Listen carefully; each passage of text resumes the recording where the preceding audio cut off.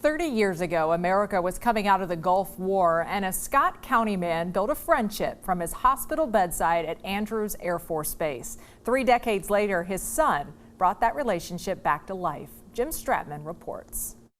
Relationships can be hard to build and easy to break, but if you're lucky, they can be rebuilt with just a click of a button. I was with the 1st Battalion, 8th Marines, 2nd Marine Division. John Horde III was part of the spearhead during Operation Desert Storm.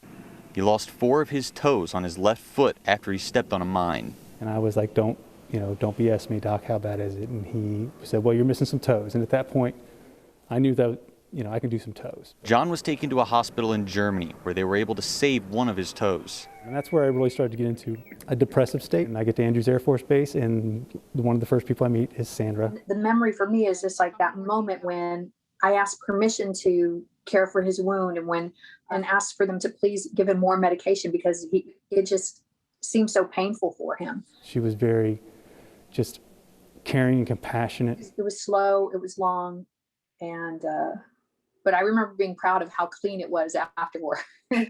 She literally looked like an angel. John would be released, and he and Sandra went about the rest of their lives.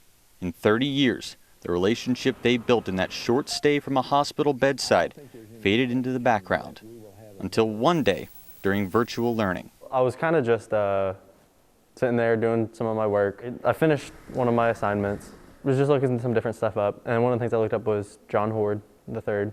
I read it, and it was a story I'd never heard before. Tanner reached out to Sandra, and the two began emailing. My son walks in and says, hey, Dad, does the name Sandra Valerio mean anything to you?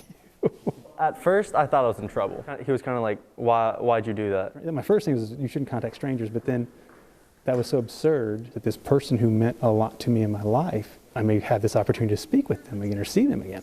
So they set up a Zoom call. The minute that we saw each other on camera, it was, as I describe it, just pure joy. Hi. And just like that, a relationship 30 years lost, found again in an instant, and reforged for a lifetime.